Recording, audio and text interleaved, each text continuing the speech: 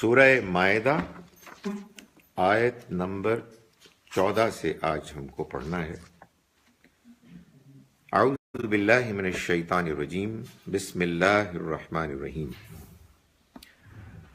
وَمِنَ الَّذِينَ قَالُوا إِنَّا نَصَارَىٰ، اور ان لوگوں میں بھی اسی طرح سے جنہوں نے کہا کہ ہم نصارہ ہیں۔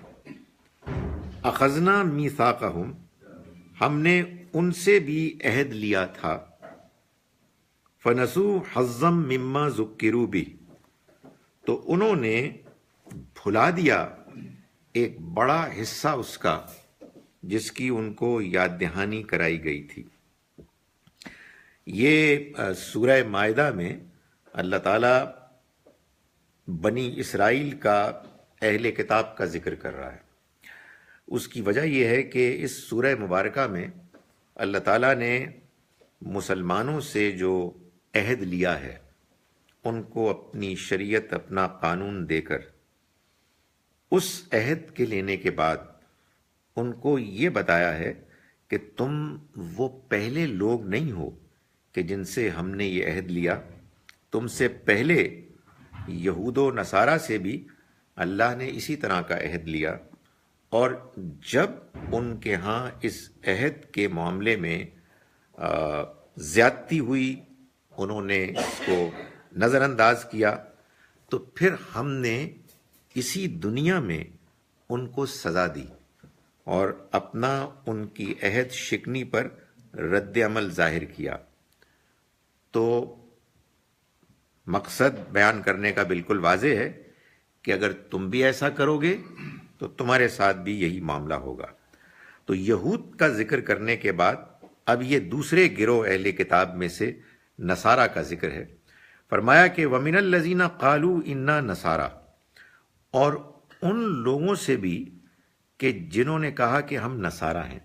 یہ بیان کا انداز ہی بتا رہا ہے کہ اللہ تعالیٰ نے ان کا نام نصارہ نہیں رکھا تھا۔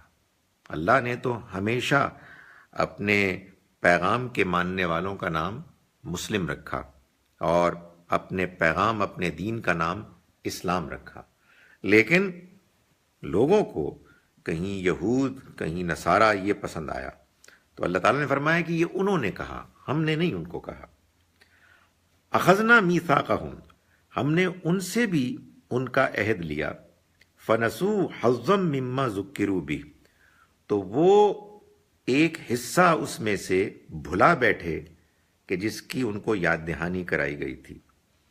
معلوم یہ ہوا کہ ایسا نہیں ہوتا کہ مذہبی لوگ سبھی کچھ بھول جاتے ہیں، کچھ نہ کچھ چیزیں یاد رہتی ہیں جو آپ سمجھیے کہ ان کی ٹریڈیشن میں مضبوط ہوتی ہیں، جو ان کا زندگی کا ایک حصہ بن جاتی ہیں، مگر ایک دوسرا حصہ بالکل اگنور کر دیتے ہیں، نظر انداز کر دیتے ہیں۔ اس کی وجہ کیا ہوتی ہے؟ اس کی وجہ یہ ہوتی ہے کہ وہ اس بات کا اہتمام نہیں کرتے کہ وہ اللہ کے پورے پیغام کو پڑھیں، بار بار پڑھیں اور اس کی یاد دہانی کریں۔ سو انہوں نے اس کو بھلا دیا، یعنی انہوں نے اس کو نظر انداز کر دیا، اس کو اہمیت نہیں دی۔ فَأَغْرَيْنَا بَيْنَهُمُ الْعَدَاوَةَ وَالْبَغْضَاءَ، تو کیا ہوا اس کے نتیجے میں کہ ہم نے ان کے درمیان بغض اور عداوت کی آگ بھڑکا دی، اور فرمایا کہ الی یوم القیامہ، قیامت کے دن تک کے لیے، یعنی اب یہ جو ان کے درمیان باہمی افتراق، اختلاف ہے، فرقے واریت ہے، اس کی آگ اور اس میں شدت یہ کبھی کم نہیں ہوگی، یہ قیامت تک رہے گی۔ ظاہر ہے کہ یہ بتانا مقصود ہے کہ اگر تم نے بھی ہمارے پیغام کے معاملے میں اسی طرح سے بھلا دینے کا، نظر انداز کر دینے کا رویہ اختیار کیا، تو تمہارے ہاں بھی اسی طرح سے فرقے واریت ہوگی، تم بھی آپس میں لڑو گے۔ وَسَوْفَ يُنَبِّئُهُمُ اللَّهُ بِمَا كَانُوا يَصْنَعُونَ، اور ان قریب اللہ ان کو بتائے گا ان اعمال کے بارے میں کہ جو وہ کیا کرتے تھے۔ بتائے گا یعنی ظاہر ہے کہ نہ صرف یہ کہ ان کو بتائے گا، بلکہ وہ اس کا نتیجہ جو ان کی سزا کے طور پر ان کے سامنے آئے گا، اس کو بھی انہیں بھگتنا پڑے گا۔ یا اہل الکتاب، اے اہل کتاب، یعنی دونوں یہود و نصارہ کو ان کی جو ماضی کی جو طور طریقے ہیں، کوتاہیاں ہیں، ان کو بیان کرنے کے بعد اب اللہ تعالیٰ ایڈریس کر رہا ہے ان کو، اے اہل کتاب قد جاءکم رسولنا، آ گئے تمہارے پاس ہمارے پیغمبر، یبین لکم کثیرا مما کنتم تخفون من الکتاب، جو واضح کر رہے ہیں تمہارے سامنے ایک بڑا حصہ اس میں سے کتاب کا کہ جو تم چھپاتے تھے، جو تم چھپاتے رہے ہو، یعنی کتاب کی وہ حقیقتیں کہ جو ہمیشہ سامنے رہنی چاہیے تھیں اور تم نے ان کو چھپایا، ان کو نظر انداز کیا، ہمارے یہ پیغمبر اب آ کے ان کو واضح کر رہے ہیں۔ فرمایا وَيَعْفُو عَنْ كَثِيرٍ، اور بہت سی باتیں نظر انداز بھی کر رہے ہیں۔ یعنی جب کبھی آپ کسی کو کرٹیسائز کرتے ہیں، کسی کی کوئی غلطی بیان کرتے ہیں، تو اس کا کوئی مقصد ہوتا ہے، یعنی حقیقت سامنے آ جائے۔ ذلیل کرنا مقصد نہیں ہوتا کہ ایک آدمی اب آپ کے قابو آیا ہے تو اس کو اتنا ملامت کرو، اتنا ذلیل کرو کہ اس کا خاتمہ ہو جائے۔ اللہ تعالیٰ ایسا نہیں کرتے۔ فرمایا کہ ہمارے پیغمبر حق لے کر آئے ہیں، اہل کتاب نے اس حق کو چھپا دیا تھا، اور وہ چھپا ہوا حق دوبارہ وہ واضح کر رہے ہیں تمہارے سامنے جو کتاب میں تم نے چھپایا تھا، لیکن بہت سی باتیں نظر انداز بھی کر رہے ہیں، اس لیے کہ مقصد کسی کو ذلیل کرنا نہیں ہے۔ قد جاءکم من اللہ نور و کتاب مبین، آ گئی تمہارے پاس اللہ کی طرف سے ایک روشنی و کتاب مبین، یعنی واضح کتاب، وہ کتاب کہ جو دین اور شریعت سے متعلق ہر چیز کو واضح کر دینے والی ہے۔ ہمارے ہاں اس طرح کی آیات کے بارے میں ایک خواہ مخواہ کی بحث شروع ہو جاتی ہے کہ کتاب مبین سے مراد تو ہے قرآن مجید، تو کتاب مبین سے پہلے نور ہے، اور واو کا مطلب ہے اور، تو نور اور کتاب مبین، تو کتاب مبین تو ہوا قرآن، تو پھر نور کون ہوئے؟ پھر نور نبی صلی اللہ علیہ وسلم ہوئے۔ یہ جو ہے نا بات کا انداز، یہ بس آپ یوں سمجھیے کہ بحث مناظرہ اپنے پوائنٹ سکور کرنے والی بات ہے۔ قرآن مجید کے بیان میں کئی جگہوں پر ایسا سٹائل اڈاپٹ کیا گیا ہے جو عربی میں بالعموم اور کلاسیکل عربک میں خاص طور پر بالکل رائج اور پاپولر انداز ہے کہ آپ واو کو استعمال کرتے ہیں یعنی کے مفہوم میں، جیسے ہم انگلش میں کہتے ہیں دیٹ از، آئی ای، یعنی، تو یہ واو اسی مفہوم میں ہے، نہ کہ اور کے مفہوم میں، اور پھر اس کے بعد آپ بحث کریں۔ یہ قرآن ہی کے بارے میں بتایا جا رہا ہے کہ قد جاءکم من اللہ نور، آ گئی تمہارے پاس ایک روشنی، و کتاب مبین، اور ایک ایسی، یعنی ایک ایسی کتاب، میں بھی اور کر رہا ہوں، یعنی ایک ایسی کتاب کہ جو واضح کر دینے والی ہے، یعنی شریعت کو، اللہ کی طرف سے حق کو، دین کی باتوں کو۔ یہدی بہ اللہ من اتبع، رہنمائی کرتا ہے اللہ جس کے ذریعے سے، یہ بھی ظاہر ہے کہ میں نے بات کی ہے، اس کی دلیل ہے کہ یہاں ایک پروناؤن استعمال ہوا ہے، اس کے ذریعے سے، یعنی اس کتاب کے ذریعے سے رہنمائی فرماتا ہے اللہ تعالیٰ اس کے ذریعے سے، من اتبع رضوانہ، ان لوگوں کی کہ جو اس کی رضا چاہتے ہیں، جو اس کی خوشنودی چاہتے ہیں، رہنمائی فرماتا ہے ان کی۔ وَيُخْرِجُهُمْ مِنَ الظُّلُمَاتِ إِلَى النُّورِ، من اتبع رضوانہ سبل السلام، یعنی وہ ان کی رہنمائی کرتا ہے سلامتی کے راستوں کی طرف، انہیں سلامتی کے راستے دکھاتا ہے۔ وَيُخْرِجُهُمْ مِنَ الظُّلُمَاتِ إِلَى النُّورِ، اور وہ نکالتا ہے ان کو اندھیروں سے روشنی کی طرف، یعنی گمراہی کے اندھیروں سے ہدایت کی روشنی کی طرف، بِإِذْنِهِ، اپنے اذن سے، اپنے فیصلے سے، یعنی جس کو آپ توفیق کہتے ہیں، وَيَهْدِيهِمْ إِلَىٰ صِرَاطٍ مستقیم، اور رہنمائی کرتا ہے ان کی ایک سیدھے راستے کی طرف۔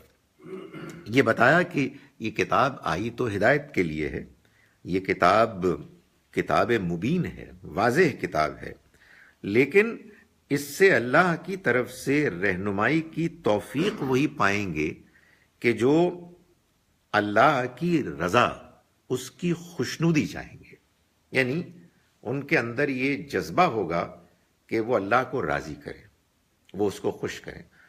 دین کو ماننے اور دین کو اختیار کرنے کا جذبہ یہی ہوتا ہے، یہی ہونا چاہیے۔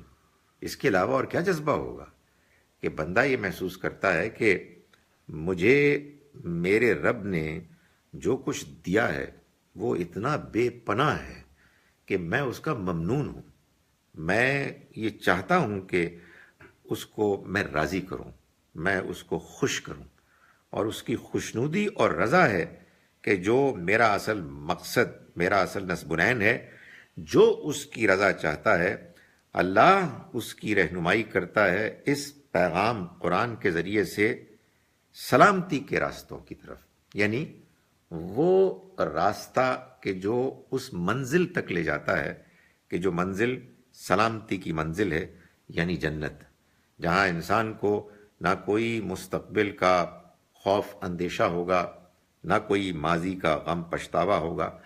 دنیا میں بھی آپ سمجھیے کہ اس کی ایک ہلکی سی ریفلیکشن آدمی کو اپنے فیلنگز میں کبھی کبھی اپنے اطمینان میں محسوس ہوتی ہے، لیکن دنیا جزا اور انعام کی جگہ نہیں ہے، دنیا امتحان کی جگہ ہے۔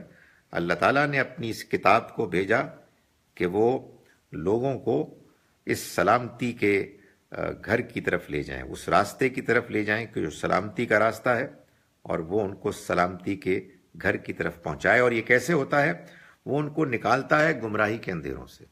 آدمی کے خیالات ہوتے ہیں الجھے ہوئے، آدمی کی خواہشات ہوتی ہیں اس کے اوپر چھائی ہوئی، آدمی انا کے فریب میں گرفتار ہوتا ہے، ذاتی بھی اور اجتماعی بھی۔ یہ کلیکٹیو انا بڑی خطرناک چیز ہوتی ہے۔ ذاتی انا تو آدمی بعض اوقات اس پر قابو پا لیتا ہے، لیکن 4-6 لوگ ہو کر ایک خاندان اور پھر قبیلہ اور پھر قوم مل کے جو نظریات قائم کرتے ہیں، پھر ان کو چھوڑنا آسان نہیں ہوتا۔ یہ اندھیرے ہیں، تو اللہ تعالیٰ اندھیروں سے نکالتا ہے گمراہی کے روشنی کی طرف، یعنی ہدایت کی روشنی کی طرف۔ وہ روشنی کے جو دنیا میں جب انسان کو ملتی ہے تو اس کے دل میں ایک اطمینان پیدا کرتی ہے، لیکن یہی روشنی آخرت میں ایک حقیقی روشنی بن جائے گی، یعنی جس کی رہنمائی میں، روشنی میں انسان وہاں کی تمام منزلیں طے کر کے آخر میں کامیابی کی طرف جائے گا۔ یہ سب ہوتا ہے بِإِذْنِهِ، اس کی توفیق سے، یعنی اس کے فیصلے سے۔ وہ سینکشن کرتا ہے تو انسان کو اس کا موقع ملتا ہے، لیکن اللہ تعالیٰ کی توفیق، اس کا فیصلہ مبنی ہے اس کے اس انصاف پر مبنی اصول پر کہ جو لوگ ہدایت کے طالب بنیں گے ان کو اللہ تعالیٰ ہدایت دے گا، اور جو ہدایت کے خواہش مند نہیں بنیں گے ان کو وہ ہدایت نہیں دے گا۔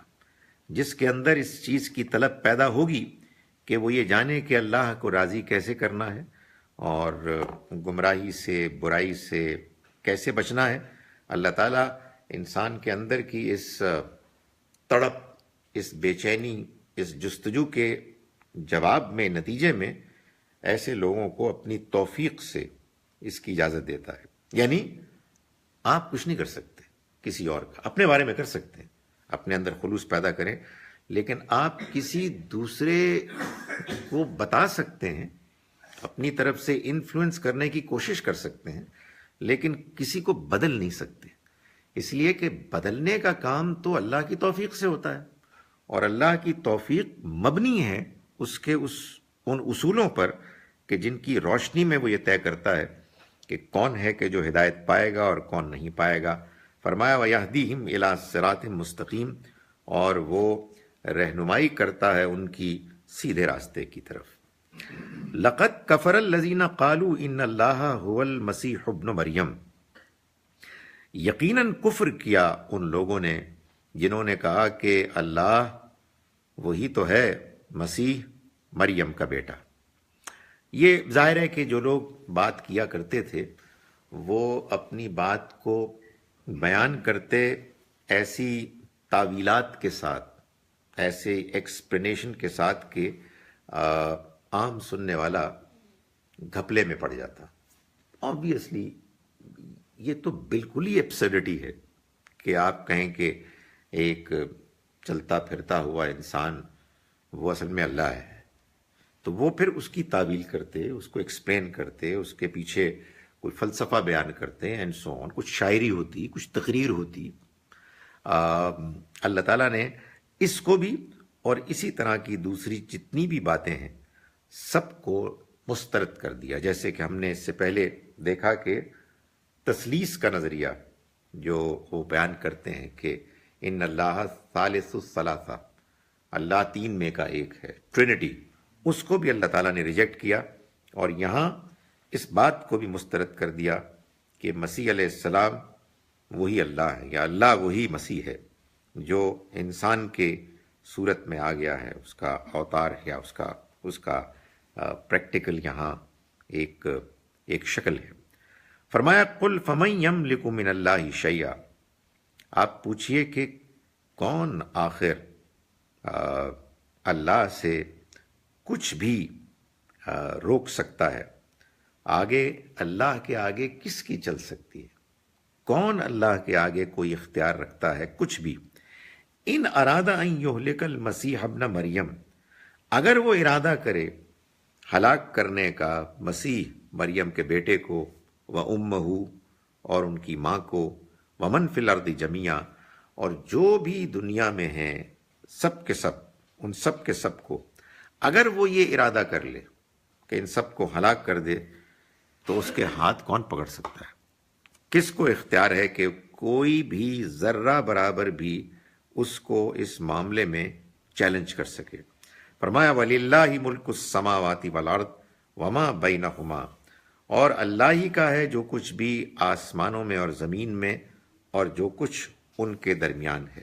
یعنی اس میں کسی اور کا کوئی اختیار نہیں، کسی کو کوئی اس میں ملکیت حاصل نہیں، ساری کی ساری کائنات اللہ کی ہے، اسی نے بنائی ہے، وہی اس کا مالک ہے، رائٹ فل اونر ہے۔ یخلق ما یشاء، وہ پیدا کرتا ہے جو کچھ چاہتا ہے۔ یعنی کہنے کا مطلب یہ ہے کہ اگر اس نے چاہا کہ اپنے کسی بندے کو عام طریقے ڈگر سے ہٹ کے، جیسے کہ بچے پیدا ہوتے ہیں بن باپ کے پیدا کرے، تو یہ کر سکتا ہے، وہ چاہتا ہے، جس طرح سے وہ تخلیق کرتا ہے۔ واللہ علی کل شیء قدیر، اور اللہ ہر چیز پر قدرت رکھنے والا ہے۔ اللہ کی قدرت، اللہ کے کر گزرنے کے امکان کو کوئی نہیں روک سکتا، وہ جس کو چاہتا ہے جیسے چاہتا ہے تخلیق کرتا ہے۔ وقالت الیہود والنصارى نحن ابناء اللہ واحباہ، اب یہ وہی بیان چل رہا ہے جس میں کہ یہود و نصارہ کے جو غلط نظریات عقائد ہیں ان کو بیان کر کے ان کی اصلاح ہو رہی ہے، اور جو بات غلط فہمی کا باعث بنی ہے اس کو دور کیا جا رہا ہے۔ فرمایا وقالت الیہود والنصارى نحن ابناء اللہ واحباہ، اور کہا یہود اور نصارہ نے ہم اللہ کے بیٹے اور اس کے محبوب ہیں۔ یہ قرآن مجید سے معلوم ہوتا ہے کہ اس طرح کے جو بیانات ہیں وہ اصل میں ان کی طرف سے یہ دعویٰ تھا کہ وہ اللہ کے چہیتے ہیں، اللہ کے فیورٹس ہیں۔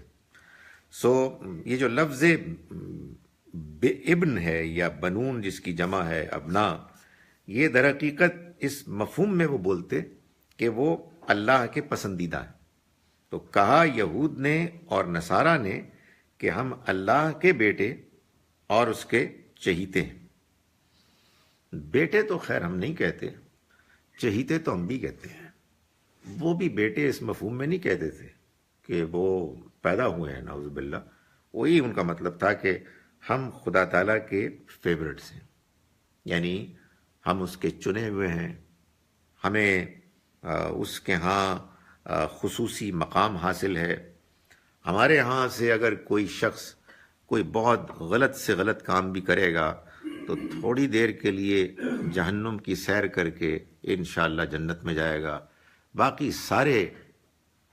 سارے کے سارے جو اللہ نے پیدا کیے ہیں وہ سوتیلے ہیں، وہ قابل نفرت ہیں، وہ جو مرضی نیکی کریں گے وہ ان کے کام نہیں آئے گی۔ تو یہ غلط فہمی معلوم ہوا کہ صرف مسلمانوں ہی کو نہیں ہے، یہ یہودیوں کو بھی تھی اور نصارہ کو بھی تھی۔ میرا خیال ہے کہ جو بھی مذہبی گروپ اپنے مذہبی نظریات میں بہت زیادہ جذباتی ہوتا ہے، اس کی مجبوری ہے کہ وہ یہ کہے، ورنہ اس کا کوئی تک نہیں بنتا۔ Why should you create a religious sect? بھائی ہم سب ایک طرح کے ہیں، ہمارے پاس اللہ کا پیغام ہے، ہم دوسروں کو دعوت دیتے ہیں۔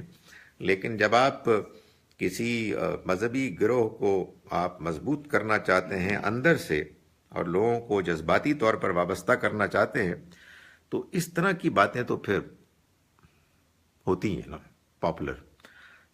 قرآن مجید نے تو یہ بار بار بتایا ہے کہ اس طرح کی نان سینسیکل انڈرسٹینڈنگ کی کوئی گنجائش نہیں۔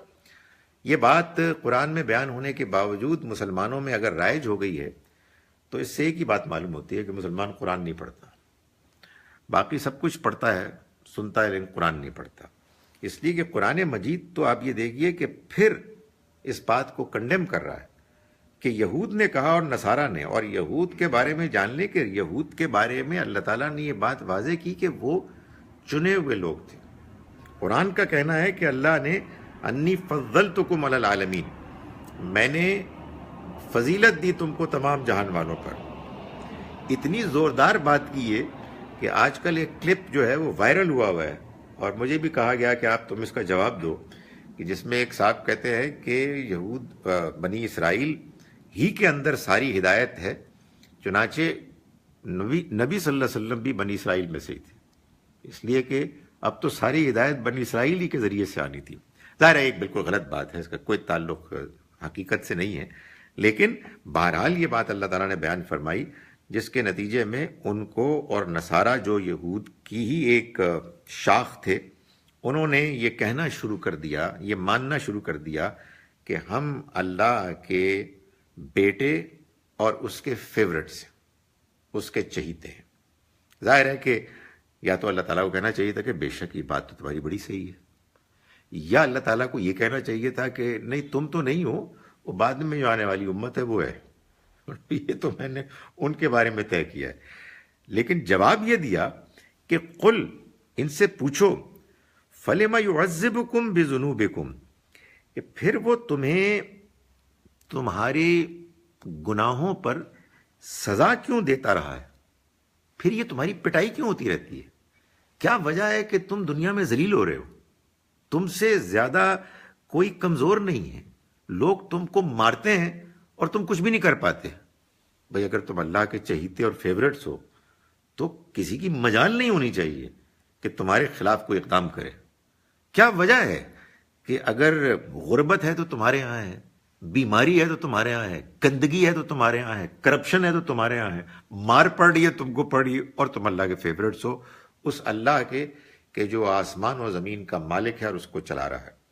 تو اللہ تعالیٰ نے یہ یہود و نصارہ سے پوچھا کہ یہ بات کرنے سے پہلے یہ غور تو فرماؤ کہ اگر تم اس کے چہیتے ہو اور اس کے اولاد کی طرح اس کے فیورٹس ہو تو پھر تمہاری تاریخ میں وہ تمہیں عذاب کیوں دیتا رہا ہے؟ کیوں تم فرعون اور اس کے ساتھیوں کے ہاں مارے گئے تھے، ذلیل ہوئے تھے، غلام بنے تھے، تمہیں ہجرت کر کے ملک کو چھوڑنا پڑا، تم صحرائے سینا میں تم بھٹکتے رہے، اس کے بعد تمہارے ساتھ کیا کیا کچھ نہیں ہوا، اور اب بھی تم یہ کہتے ہو کہ تم اللہ کے چہیتے اور اس کے محبوب ہو۔ فرمایا بل انتم بشر ممن خلق، نہیں بلکہ تم بھی اس کے پیدا کیے ہوئے انسانوں ہی کی طرح انسان ہو، جیسے اللہ نے اور انسان پیدا کیے ہیں ویسے ہی تم بھی ہو، تمہارے کوئی سرخاب کا پر نہیں لگا ہوا۔ فرمایا کہ یغفر لمن یشاء، جس کو چاہے گا تم میں سے وہ معاف کرے گا، ویعذب من یشاء، اور جس کو چاہے گا وہ سزا دے گا۔ چاہے گا معاف کرے گا، چاہے گا سزا دے گا، یعنی اپنے قانون کے مطابق۔ اس کے ہاں ایک قانون ہے جو بالکل اٹل ہے، جس میں کوئی لچک نہیں ہے، یعنی لچک بہت ہے لیکن وہ قانون کا حصہ ہے، وہ بہت معاف کرنے والا ہے، بہت درگزر کرنے والا ہے، لیکن وہ اپنے اس قانون ضابطے کے مطابق لوگوں کے معاملے میں یہ طے کرتا ہے کہ کس کو معافی ملنی ہے اور کس کو سزا ملنی ہے۔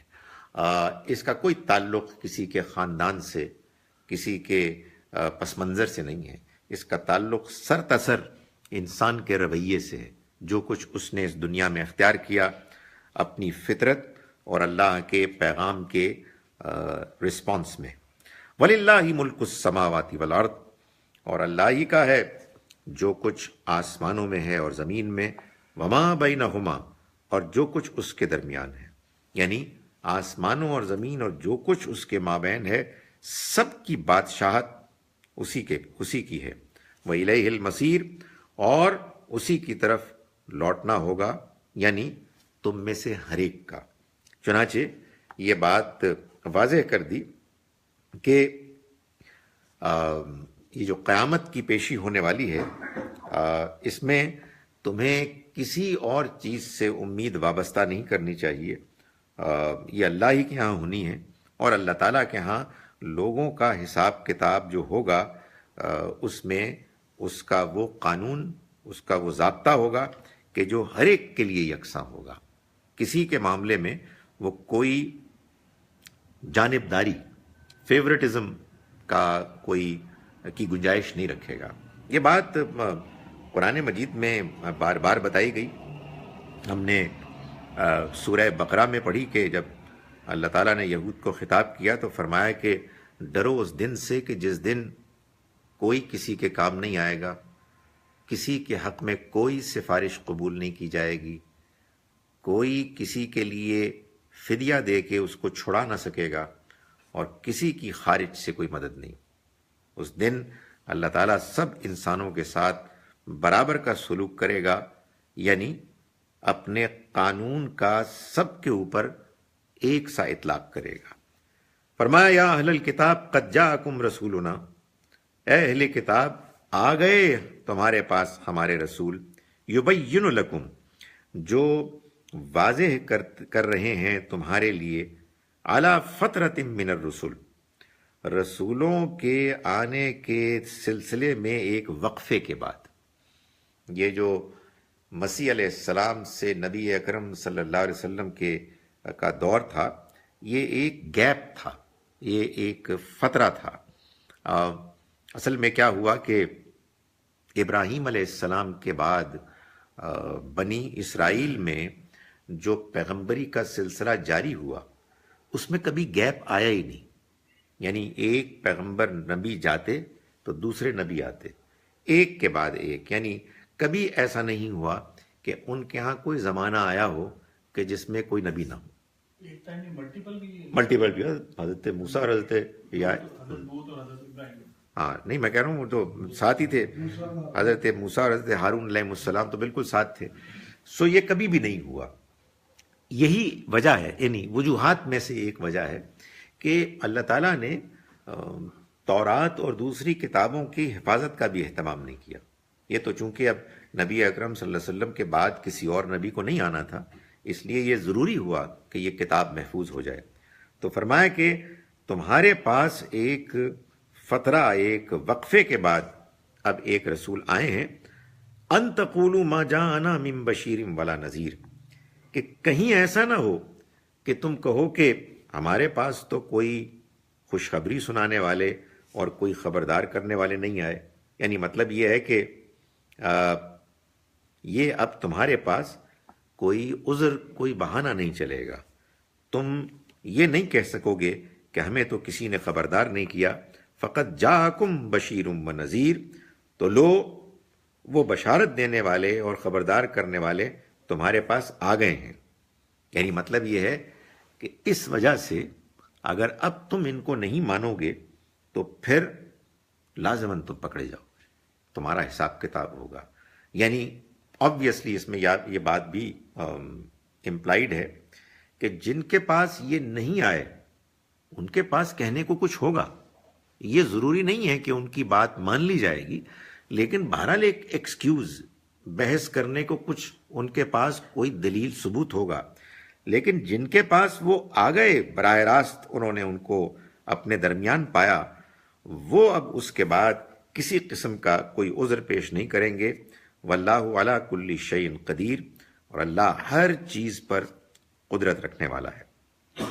یہ بنی اسرائیل سے خطاب ظاہر ہے کہ اس مقصد کے لیے خاص طور پر ہو رہا ہے کہ اللہ تعالیٰ اس نئی امت کو، مسلمانوں کو یہ بتا رہے ہیں کہ اب جب کہ تم کو اللہ نے اس پیغام کے لیے منتخب کیا ہے، تمہارا رویہ وہ نہیں ہونا چاہیے کہ جو اس سے پہلے پچھلی امتوں کا تھا.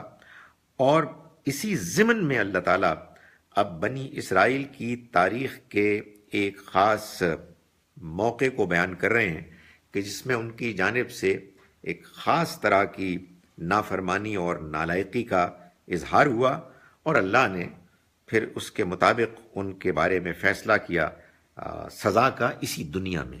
وہی بات کہ جو قرآن پہلے بھی بتا چکا ہے کہ تم اگر اس کے چہیتے ہوتے، تم اگر اس کے فیورٹس ہوتے، پھر تم تو دنیا میں تمہارے ساتھ وہ سلوک نہ ہوتا کہ جو تمہاری تاریخ بتاتی ہے کہ تمہارے ساتھ ہوا. فرمایا کہ وَإِذْ قَالَ مُوسَىٰ لِقَوْمِهِ، یعنی تم اے بنی اسرائیلیو، تم اللہ کی پکڑ سے ڈرو اور یاد کرو اس وقت کو کہ جب کہا موسیٰ نے لقومہ، اپنی قوم سے، یا قوم اذکروا نعمت اللہ علیکم، اے میری قوم کے لوگو یاد کرو اللہ کی نعمت کو کہ جو تم پر ہوئی.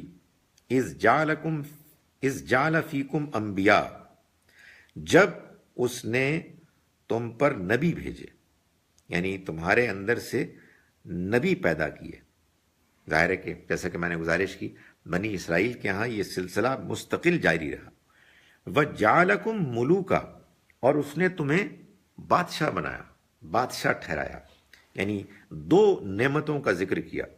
ایک کہ تمہارے اندر سے اس نے نبی پیدا کیے، اللہ کی رہنمائی تمہارے سامنے براہ راست ہوئی. ظاہر ہے کہ اللہ کے نبی اگر خود موجود ہوں بنفس نفیس تو ہدایت بالکل واضح ہوتی ہے.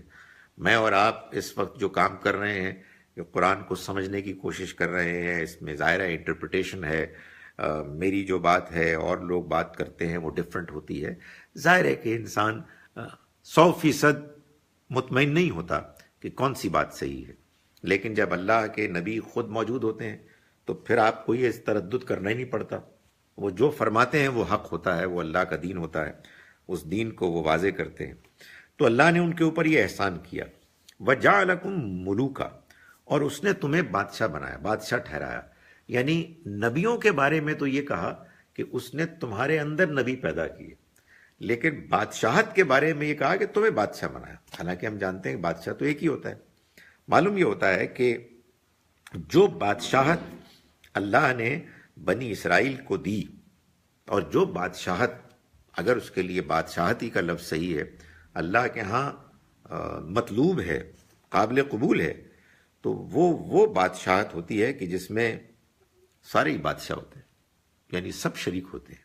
یعنی ایسا نہیں ہوتا کہ کوئی ایک فرد ہوتا ہے کہ جو اپنی ڈکٹیٹوریل ومز کو دوسروں کے اوپر نافذ کرتا ہے، بلکہ وہ جیسا کہ قرآن نے دوسری جگہ پر کہا کہ مسلمانوں کا جو اجتماعی نظام ہے وہ آپس کے مشورے سے ہوتا ہے، ان کا آپس کا مشورہ، ان کا فیصلہ ہوتا ہے.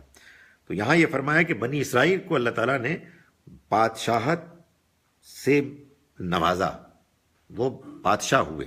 یعنی ان کا نظام بادشاہت پر مبنی تھا، اور اس نے ان کو بادشاہ ٹھہرایا. وَآتَاكُم مَا لَمْ يُؤْتِ أَحَدًا مِّنَ الْعَالَمِينَ، اور اس نے دیا تم کو وہ سب کچھ جو اس نے نہیں دیا کسی کو بھی جہان والوں میں. سو یہودی اگر اپنے مقام پر فخر کرتے تھے تو اس کی ایک وجہ تھی. اللہ تعالیٰ خود فرما رہے ہیں کہ میں نے ان کو دیا وہ کہ جو کسی اور کو نہیں دیا. وہ کیا ہے؟ وہ اصل میں اولاد ابراہیم کا نبوت کے منصب پر فائز ہونا. یعنی اللہ تعالیٰ نے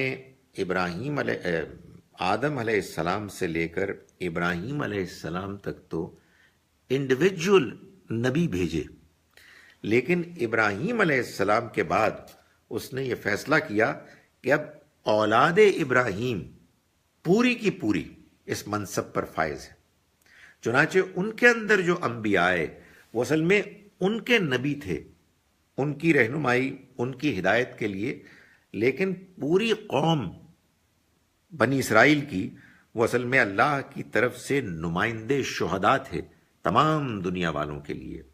وہی شہادت کا مقام کہ جو پھر نبی اکرم صلی اللہ علیہ وسلم کی آمد کے بعد بنی اسرائیل سے ابراہیم علیہ السلام کی دوسری خاندان کی شاخ بنی اسماعیل کو ٹرانسفر منتقل ہو گئی، جو عرب کے لوگ ہیں، اور ہم سب آپ یوں سمجھیے کہ ان کے ساتھ پیریفری ہیں، اس اصل مرکز کے ساتھ ہم جڑے ہوئے ہیں.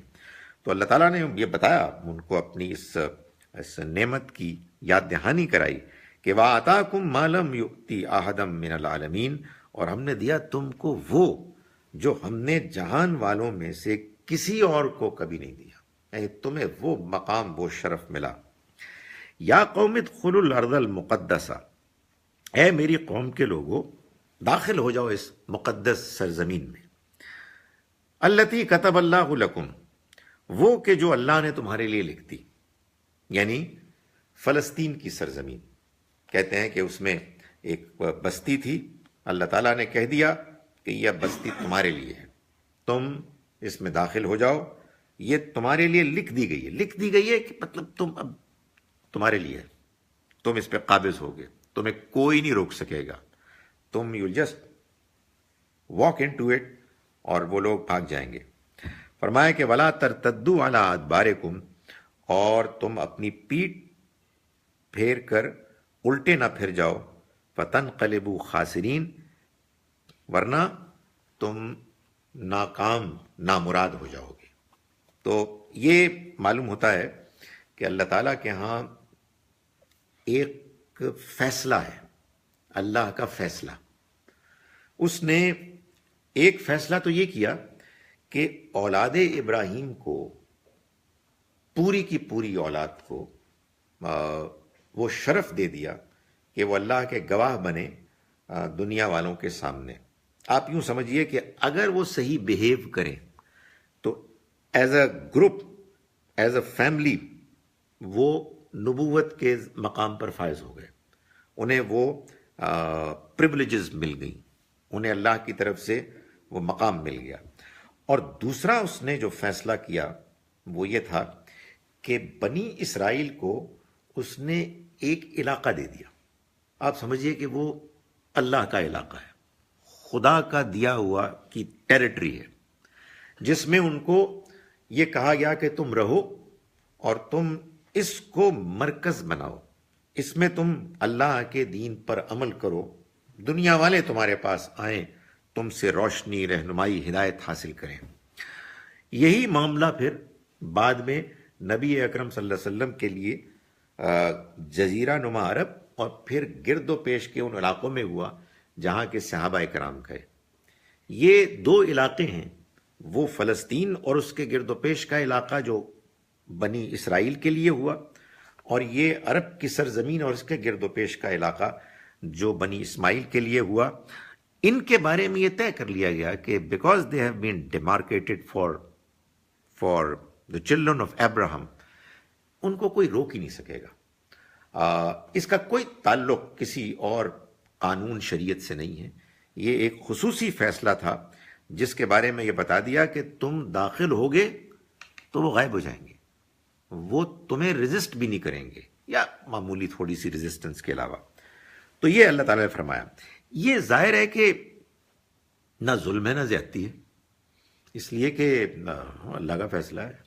اللہ تعالیٰ جب چاہے کسی کو کہیے آپ اپنا گھر فارغ کریں اور میں نے اس میں اپنا کام کرنا ہے، میں اور آپ نہیں کر سکتے.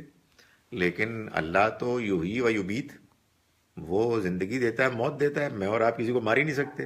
اللہ تعالیٰ تو روزانہ یہ کام کر رہے ہیں، وہی دنیا چلا رہا ہے.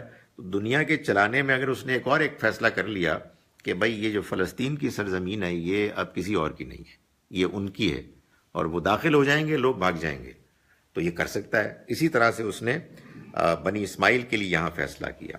تو فرمایا کہ یہ موسیٰ علیہ السلام نے اللہ کا فیصلہ ان کو سنایا. قالوا یا موسیٰ، انہوں نے کہا کہ اے موسیٰ، ان فیہا قوما جبارین، اس میں تو بڑے سخت لوگ ہیں، یعنی بڑے بڑے زبردست قسم کے لوگ ہیں، تگڑے لوگ ہیں. یہ معلوم ہوتا ہے بائبل سے کہ اس سے پہلے کہ بنی اسرائیل اس میں داخل ہوتے 12 لوگوں کا ایک وفد بھیجا گیا کہ وہ جا کے سیکرٹلی معلوم کرے کہ صورتحال کیا ہے. تو وہ جو 12 تھے، وہ جب واپس آئے تو ان میں سے 10 بڑے ڈرے تھے، اور ان کا کہا یہ بہت تگڑے لوگ ہیں، لمبے تڑنگے لوگ ہیں. بائبل کے الفاظ ہیں ان کا جی کہ ہم اپنی نگاہ میں خود بھی اور ان کے مقابلے میں بھی ٹڈے نظر آ رہے تھے، بالکل پدے. وہ اتنے مضبوط لوگ ہیں، مارے جائیں گے ہم. تو انہوں نے ایسی تقریر کی، ایسی گفتگو کی کہ باقی لوگ بھی لگتا ہے کہ بالکل ڈر گئے. تو یہ فرمایا کہ جب ان کو کہا گیا تو انہوں نے کہا جی کہ اس میں تو بڑے بڑے زوردار لوگ ہیں. وَإِنَّا لَن نَدْخُلَهَا، اور ہم ہرگز اس میں داخل نہیں ہوں گے، حَتَّى يَخْرُجُوا مِنْهَا، جب تک کہ وہ اس میں سے نہ نکلیں. وَإِن يَخْرُجُوا مِنْهَا، پھر اگر اس میں سے وہ نکل جائیں، وَإِنَّا دَاخِلُونَ، تو ہم داخل ہو جائیں گے. اس پر کہنا چاہیے بڑی مہربانی ہوگی آپ کی، پھر داخل ہو جائیں گے. سو انہوں نے کہا جی کہ یہ ہم کریں گے. ہاں، کہ وہ جب سارے فارغ ہو جائیں گے، جب آپ اعلان کر دیں گے کہ اب کوئی نہیں ہے، تو پھر ہم آئیں گے. تو یہ ان کی طرف سے اعلان ہوا. قال رجلان، کہا 2 مردوں نے، من الذین یخافون، انہی میں سے کہ جو ڈرنے والے تھے. یعنی وہ سب ڈر گئے تھے، وہ جو 12 کا وفد تھا وہ ڈر کے مارے دوسروں کو بھی ڈرا رہا تھا. لیکن انہی میں سے 2 ایسے تھے کہ جو ان سے الگ تھے. ان کے بارے میں بائبل میں آتا ہے بیان، ایک کا نام یوشا آتا ہے اور دوسرے کا کالب.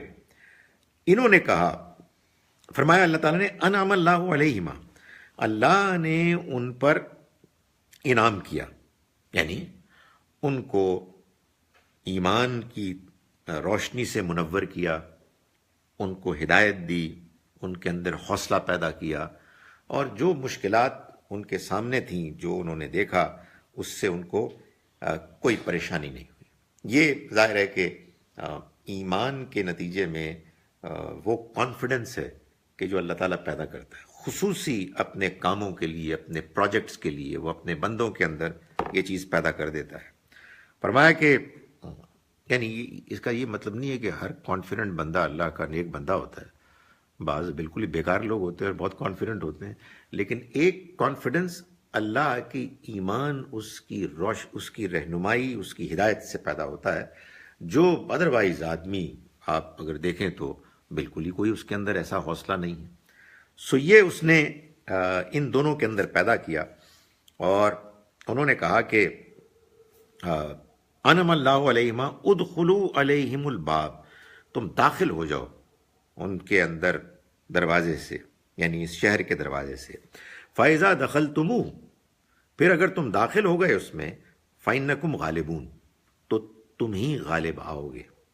وَعَلَى اللَّهِ فَتَوَكَّلُوا، اور اللہ ہی پر تم بھروسہ کرو، ان کنتم مومنین، اگر تم مومن ہو. مطلب یہ دیکھنے کی ضرورت نہیں ہے کہ دشمن کون ہے اور کس طرح کا ہے. اللہ کا فیصلہ تمہارے سامنے آ گیا، تمہیں حوصلہ کرنا چاہیے اور آگے نکل جانا چاہیے. قالوا یا موسیٰ، انہوں نے کہا کہ اے موسیٰ، انا لن ندخلها، ہم ہرگز اس میں داخل نہیں ہوں گے، ابداً، کبھی بھی، ما داموا فیہا، جب تک کہ وہ اس میں ہیں. فاذهب انت وربک، تو جاؤ تم اور تمہارا رب، فقاتلا، اور تم دونوں لڑو، انا ہا ہنا قاعدون، ہم یہیں بیٹھے ہیں، ہمیں نہیں جانا۔ یہ ظاہر ہے کہ وہ کمزوری اور بزدلی ہے جو انسان کے اندر پیدا ہو جاتی ہے اپنی بے ایمانی کی وجہ سے، اپنی زندگی میں جھوٹ کی وجہ سے، بد کرداری کی وجہ سے، بد اخلاقی کی وجہ سے آدمی کا حوصلہ ختم ہو جاتا ہے، آدمی ڈرپوک ہو جاتا ہے، خاص طور پر ان موقعوں پر کہ جن موقعوں میں انسان کو اپنے ایمان، اپنے اخلاق کے نتیجے میں کردار کا اور حوصلے کا مظاہرہ کرنے کی ضرورت پیش آتی ہے۔ تو انہوں نے کہا جی کہ آپ جائیے، آپ لڑیں، ہم تو ادھر ہی بیٹھے ہیں۔ قال ربی انی لا املک الا نفسی و اخی، فرمایا موسیٰ نے، یعنی موسیٰ علیہ السلام نے اس موقع پر دعا کی، ربی انی لا املک، اے میرے رب مجھے کوئی اختیار نہیں، الا نفسی و اخی، سوائے میری ذات کے اور میرے بھائی کے، ففرق بیننا و بین القوم الفاسقین، تو ہمارے اور نافرمان لوگوں کے درمیان جدائی ڈال دے، یعنی ہمیں الگ الگ کر دے۔ ہم نے بہت کوشش کی ہے لیکن اب اس کے علاوہ اس سے زیادہ ہم کچھ نہیں کر سکتے، بات اپنی انتہا کو پہنچ گئی۔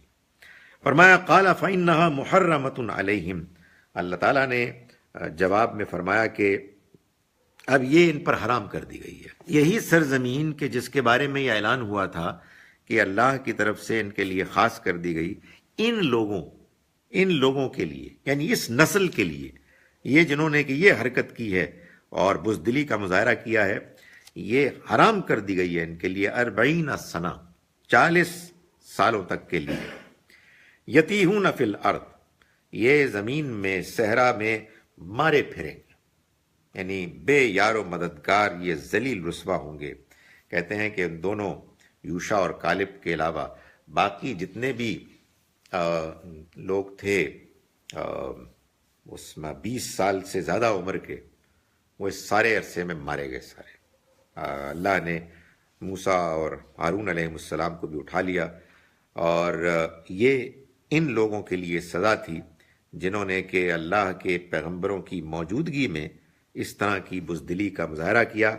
فرمایا فلا تأسا علی القوم الفاسقین، تو اب ان نافرمانوں پر تم افسوس نہ کرو، یعنی مطلب یہ ہے کہ جو بھی انجام ان کا ہوا یہ اس انجام کو ڈیزرو کرتے تھے۔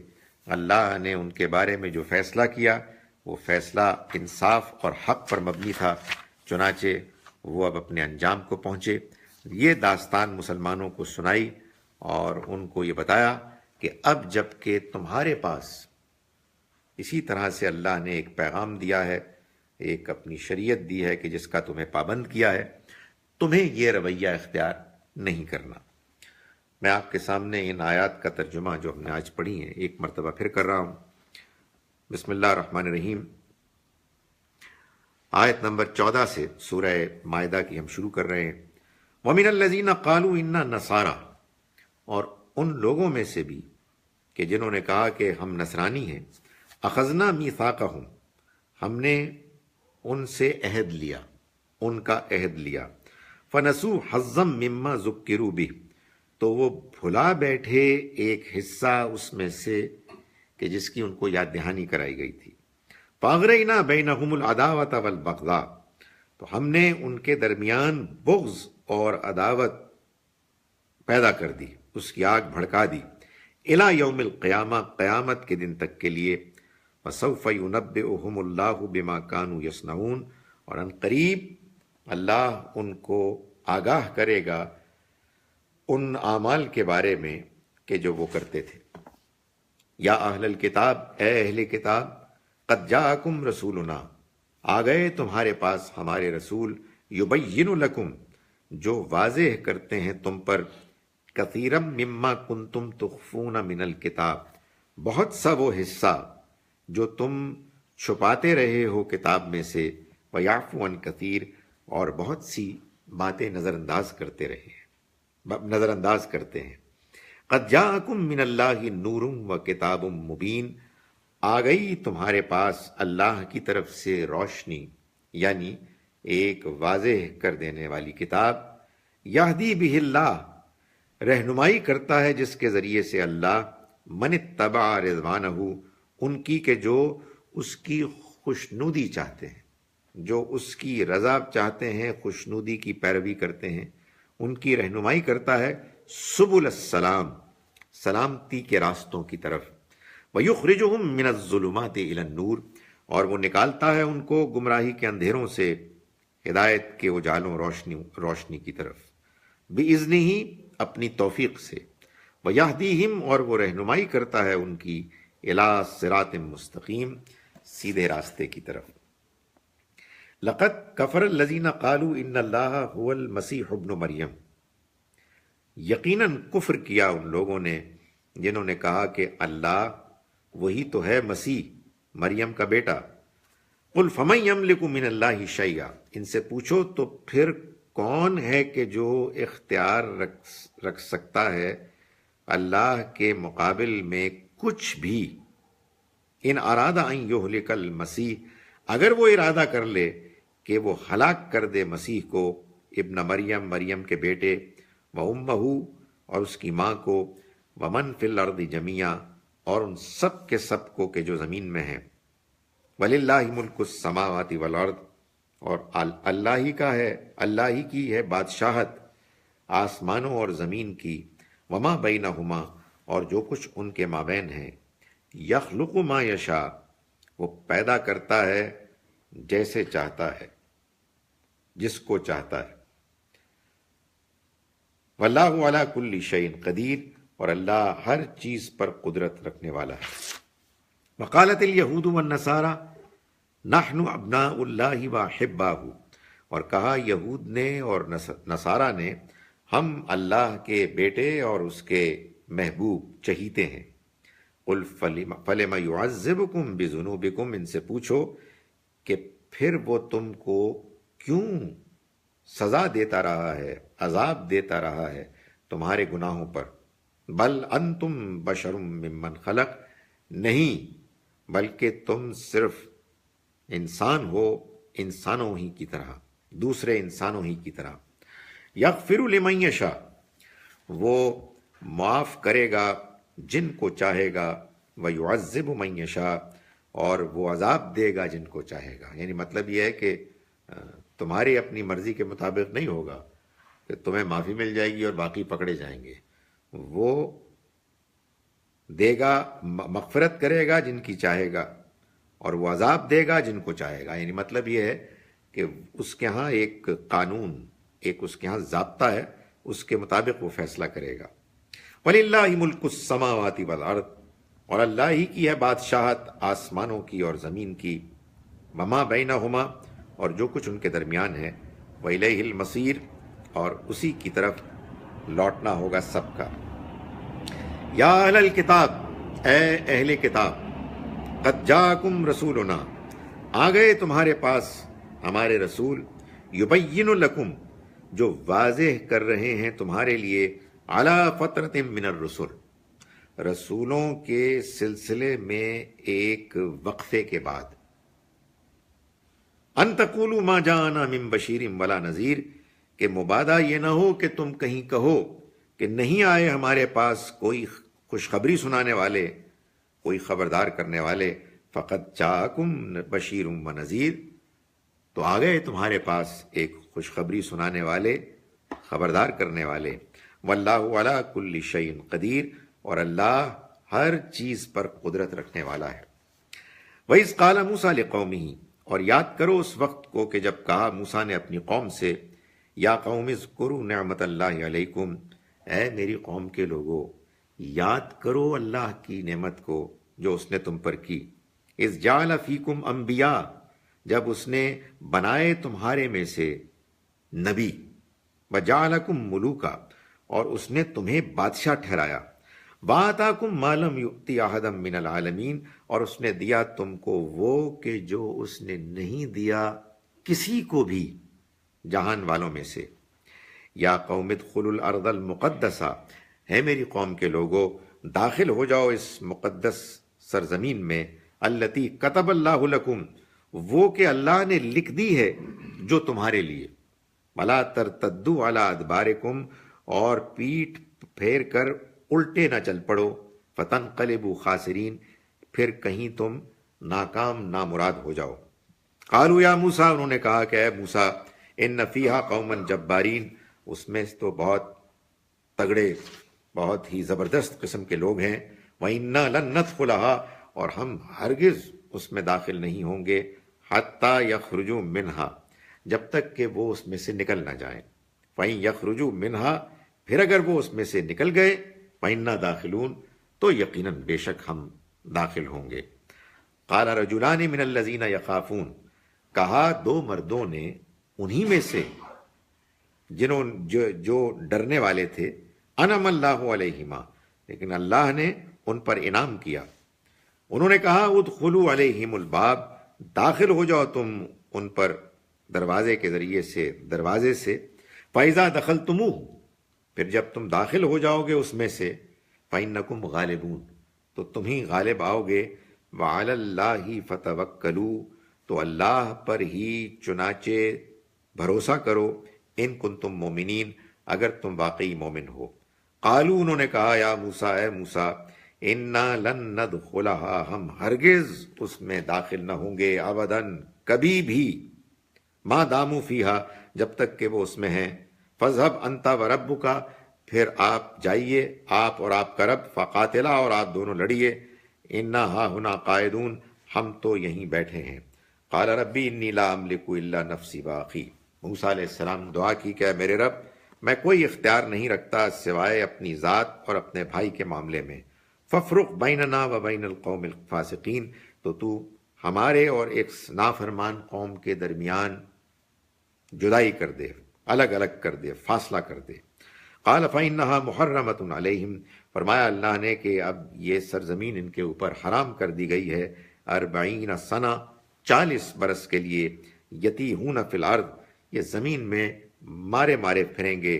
فلا تأس علی القوم الفاسقین، تو تم ان نافرمانوں پر افسوس نہ کرو. اقول قولی ھذا واستغفر اللہ لی ولکم. جس شہر کا ذکر ہے اس واقعے میں، یہ وہی شہر ہے جس میں ایک اور جگہ پہ ان کو قوم موسیٰ کو بتایا گیا کہ اس شہر میں داخل ہو تو سجدہ کرتے، نہ کہنا، اور انہوں نے رائنا کہنا شروع کر دیا. نہیں، یہ دو الگ الگ چیزیں ہیں. یہ وہ تو انظرنا اور رائنا کا واقعہ نبی صلی اللہ علیہ وسلم کی اپنی مجلس میں ہوتا تھا. وہ بستی ہے کہ جس میں اللہ تعالیٰ نے کہا کہ تم داخل ہو سجدن، یہی بستی ہے، یعنی جھکتے ہوئے، سجدہ ریز ہوتے ہوئے، یعنی تمہارے اندر عاجزی انکساری ہونی چاہیے. انظرنا اور رائنا تو اصل میں یہ تھا کہ وہ نبی صلی اللہ علیہ وسلم کی مجلس میں آ کے رائنا بولتے تھے، اور عین کی زیر کو لمبا کر کے اپنے طور پر کچھ وہ مذاق کرتے اور چھیڑخانی کرنے کی کوشش کرتے، جس پر کہ اللہ تعالیٰ نے یہ فرمایا کہ ایمان والو، تم رائنا مت کہو بلکہ انظرنا کہو. یعنی مطلب یہ ہے کہ جو مجلس میں تمہیں اگر بات دوبارہ سننے کی ضرورت پیش آئے تو اس لفظ ہی کو تم اپنی مجلسی گفتگو سے ترک کر دو کہ جس کو بگاڑنے کے نتیجے میں کوئی غلط فہمی پیدا ہو سکتی ہے یا وہ چھیڑخانی کر سکتے ہیں. بات یہ ہے کہ ظاہر ہے کہ یہ بھی قرآن مجید کا بات کو پھیلانے کا ایک اصول ہے کہ یہ کوئی چیز مطلوب نہیں ہے کہ کوئی ٹینشن پیدا کی جائے، لوگوں کو پکڑ دھکڑ کی جائے. بات پہنچانی چاہیے. تو وہ ایک غلط رویہ اختیار کرتے تھے لوگ، ان کو بس اس طرح سے ہینڈل کر لیا گیا. ایک جو ابھی آپ نے ڈسکس کیا کہ جو حضور صلی اللہ علیہ وسلم سے پہلے کا جو زمانہ تھا، یا میرے خیال میں یہود عیسیٰ سے بھی پہلے کا، اس میں قوموں کی ہلاکتیں ہوتی ہیں. اور مگر اب اس کے زمانے، یعنی حضرت یہود اور حضرت عیسیٰ کے زمانے کے بعد سے قوموں کی ہلاکتیں ختم ہوئی. تو ایک تو اس ان دا بگر اسکیم آف تھنگس اس کی کیا سگنیفیکنس آپ کو لگتی ہے؟ اس کی کیا، what would be the reason behind this? دیکھیں یہ بات کہ اللہ تعالیٰ نے ایک زمانے تک بعض قوموں کو ہلاک کیا اور وہ ہلاکتیں اب نہیں ہوتی، تو اس میں اللہ کی اس پالیسی میں آپ کہیے کہ فرق کیوں آیا؟ قرآن مجید کے بیان سے یہ معلوم ہوتا ہے کہ اللہ کی پالیسی میں کوئی فرق نہیں آیا. صرف اتنی سی بات ہے کہ اللہ تعالیٰ نے جب جب اپنے رسولوں کو، نبی نہیں بلکہ رسول، وہ نبی کے جو رسول بھی تھی، جب جب کسی قوم، کسی بستی کی طرف بھیجا براہ راست، ایسے کہ انہوں نے اللہ کا پیغام پیش کر دیا، واضح کر دیا، اور بات آخری حد تک ان پر کلیئر ہو گئی اور انہوں نے انکار کیا اور مخالفت کی، تو پھر اللہ کا یہ فیصلہ ہمیشہ رہا ہے کہ اس قوم کے اوپر عذاب آئے گا. عذاب کے معاملے میں البتہ معلوم ہوتا ہے کہ دو ایسے اصول ہیں کہ جو ہمیشہ پیش نظر کار فرما رہے ہیں، کہ جن کو کہ اس نے جب جب ان کی اپلیکیشن کی ضرورت آئی اس نے ان کو اپلائی کیا. ایک اصول یہ کہ اگر رسول کے ساتھیوں کی تعداد مناسب ہو تو پھر یہ عذاب کسی آسمانی یا زمینی آفت، نیچرل کلیمٹی سے نہیں آئے گا، پھر رسولوں کے ساتھیوں کی تلواروں سے آئے گا. جیسا کہ نبی اکرم صلی اللہ علیہ وسلم کی قوم کے لوگوں پر یہ عذاب آیا، قرآن نے اس کو بار بار بیان کیا. ظاہر ہے کہ قرآن جب اتنا زیادہ پچھلی قوموں کے عذاب کو بیان کر رہا ہے تو وہ کوئی محض سٹوری بیان کرنا تو مقصود نہیں تھا نا. اس کا مقصد یہ تھا کہ یہ جو اب قریش کے لوگ ہیں یہ بھی تیار ہو جائیں، خبردار ہو جائیں، ان کے اوپر بھی عذاب آنے والا ہے، یہ بچ نہیں سکیں گے. چنانچہ قرآن مجید میں اللہ تعالیٰ نے اس بات کو بیان کیا کہ ان کے اوپر عذاب کا پہلا کوڑا برسا غزوہ بدر میں. قرآن اس کو باقاعدہ عذاب قرار دیتا ہے اور یہ کہتا ہے کہ تم نے ان کو قتل نہیں کیا بلکہ اللہ نے ان کو قتل کیا. فلم تقتلوہم ولکن اللہ قتلہم. یہ کوئی عام لڑائی نہیں تھی کہ جس میں دو گروہ آپس میں لڑ رہے تھے، یہ اللہ کا عذاب تھا کہ ان کے اوپر نازل ہو رہا تھا. نبی اکرم صلی اللہ علیہ وسلم نے، جیسا کہ قرآن سے بھی معلوم ہوتا ہے اور واقعات جو تاریخ میں ان سے بھی معلوم ہوتا ہے، کہ کنکر اٹھائے اور شانت الوجوہ کہہ کے ان کے اوپر پھینکے، وہ طوفان بن گیا. تو قرآن کہتا ہے وما رمیتا اذ رمیتا ولکن اللہ رما. اور اے پیغمبر، آپ نے نہیں وہ کنکر پھینکے جب آپ نے پھینکے، بلکہ اللہ ہے کہ جس نے ان کنکروں کو پھینکا. اس 2 ہجری کے واقعے کے بعد اللہ نے مختلف لوگوں کو جیسے جیسے اس کے ہاں فیصلہ ہوا اپنے عذاب سے دوچار کیا. یعنی ان کی حرکتوں پر جو انکار کے بعد انہوں نے ایسے کی کہ اب ان کے پاس بچنے کا، جینے کا اب کوئی امکان، کوئی موقع نہیں رہا، تو ان کو بھی ہلاک کر دیا گیا. جیسے بعض لوگ تھے جنہوں نے کہ بلیٹنٹ گستاخی کی، تو وہ بھی اصل میں انکار کے جرم میں جب اس حد تک آگے بڑھ گئے تو ان کو بھی عذاب سے دوچار کر دیا گیا. مگر ایک پھر عمومی عذاب کا اعلان ہوا 9 ہجری میں، جبکہ اللہ تعالیٰ نے مسلمانوں کی طرف سے پہلا جو حج ہوا آفیشل، یعنی نبی اکرم صلی اللہ علیہ وسلم نے اس میں شرکت نہیں فرمائی. آپ کا تو جو زندگی کا حج تھا وہ 10 ہجری کا ہی تھا، آخری حج. لیکن اس سے پہلے حضرت ابو بکر کی قیادت میں مسلمانوں کے زیر انتظام حج ہوا تھا. اس میں یہ اعلان کر دیا گیا، بعد میں علی رضی اللہ عنہ یہ پیغام لے کر گئے کہ ان مشرکوں کو کہہ دو کہ یہ محترم مہینوں میں تو ابھی آزاد ہیں، جہاں چاہیں چلیں پھریں، لیکن اس کے بعد اگر وہ ایمان نہیں لائے، مسلمان نہیں ہوئے، انہوں نے نماز نہیں پڑھی، زکوٰۃ ادا نہیں کی، تو پھر ان کو قتل کرو جہاں کہیں پاؤ. تو یہ اصل میں وہ عذاب تھا. تو یہ ایک چیز تھی جو اللہ کے ہاں طے تھی. چونکہ ظاہر ہے کہ یہ اللہ کا عذاب انسانوں کی تلواروں سے آیا، تو لوگوں نے اس کو عمومی جہاد کا حصہ بنا کے آج تک وہ غیر مسلموں کو اس پریٹیکسٹ پہ مارنے کو سمجھتے ہیں کہ یہ جہاد ہے. حالانکہ اب جو ابدی جہاد ہے وہ صرف اس صورت میں ہو سکتا ہے کہ مسلمانوں کا سپہ سالار حکمران اعلان کرے کہ کہیں ظلم زیادتی ہو رہی ہے، پرسیکیوشن ہو رہی ہے، اور اس کے قلع قمع کرنے کے لیے مسلمان لڑیں گے. لیکن کسی کے ایمان نہ لانے پر اب کسی کو قتل نہیں کیا جا سکتا. یہ اصل میں اللہ کا عذاب تھا جو دوسری اکثر قوموں کے مقابلے میں کہ جہاں نیچرل کلیمٹیز آئیں، کوئی پتھروں کی بارش ہوئی، کوئی زلزلہ ہوا، کوئی سیلاب آ گیا، یہاں اس کے برعکس خود اللہ تعالیٰ نے فرمایا، سورہ توبہ کی آیت نمبر 14 ہے، یعذبہم اللہ بایدیکم، اللہ ان کو عذاب دے گا اے مسلمانوں تمہارے ہاتھوں کے ذریعے، تمہاری تلواروں سے.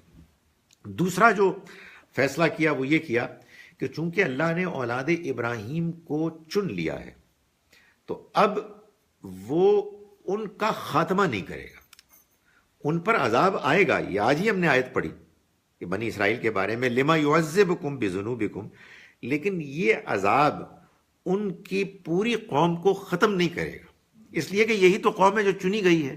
تو ان کے بارے میں اللہ کا یہ فیصلہ ہے کہ اگر یہ نالائقی دکھائیں گے تو دنیا میں ذلیل ہوں گے. ظاہر ہے ذلت میں کچھ لوگ مرتے بھی ہیں، کچھ لوگ کمزور ہو جاتے ہیں، اور ایک عمومی ذلت ہے، ناکامی ہے جو نظر آتی ہے. اور یہ لوگ اگر دوبارہ اپنے ایمان اخلاق کو ریوائیو کریں گے تو یہ دنیا کے لیڈرز ہوں گے. تو یہ اللہ تعالیٰ نے پہلے بنی اسرائیل کے لیے اور پھر اب بنی اسماعیل کے لیے طے کیا ہے.